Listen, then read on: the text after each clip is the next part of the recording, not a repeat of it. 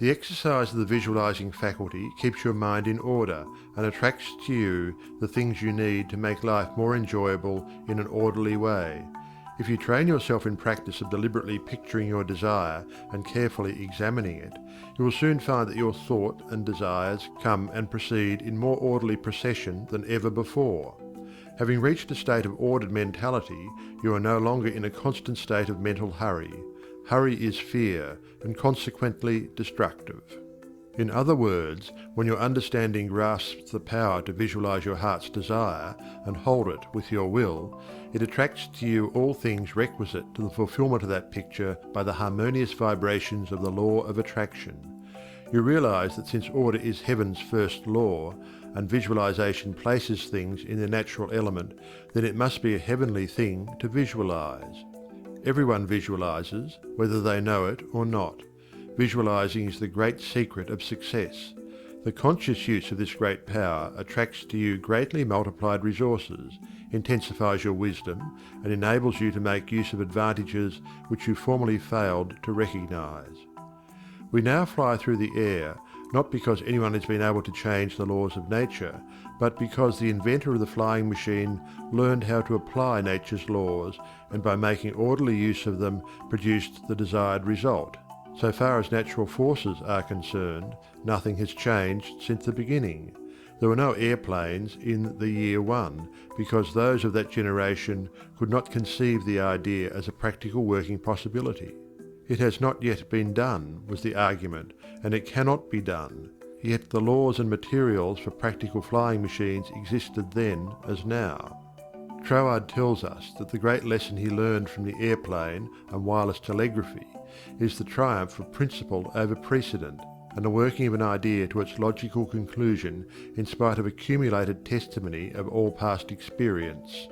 With such an example before you, can you not realize that still greater secrets may be disclosed? Also, that you hold the key within yourself with which to unlock the secret chamber that contains your heart's desire? All that is necessary in order that you may use this key and make your life exactly what you wish it to be, is a careful inquiry into the unseen causes which stand back of every external and visible condition. Then bring these unseen causes into harmony with your conception, and you will find that you can make practical working realities of possibilities which at present seem but fantastic dreams. We all know that the balloon was the forefather of the airplane. In 1766, Henry Cavendish, an English nobleman, proved that hydrogen gas was 7 times lighter than atmospheric air.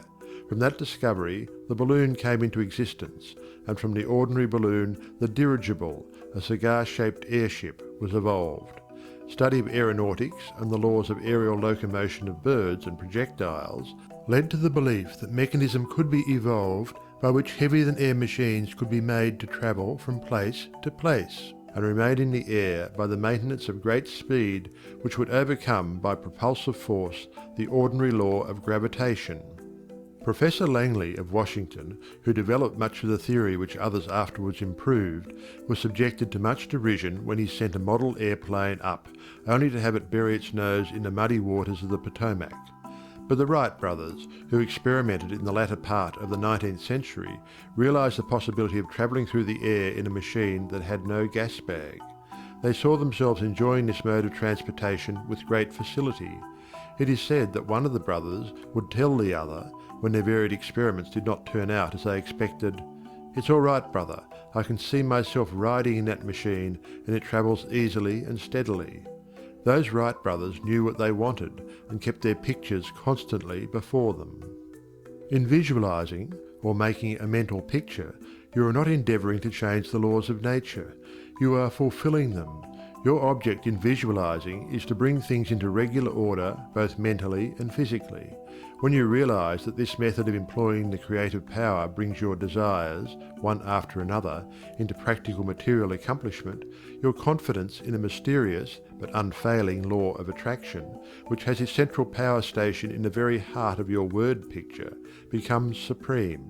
Nothing can shake it. You never feel that it is necessary to take anything from anybody else. You have learned that asking and seeking have receiving and finding as their correlatives. you know that all you have to do is to start the plastic substance of the universe flowing into the thought molds your picture desire provides.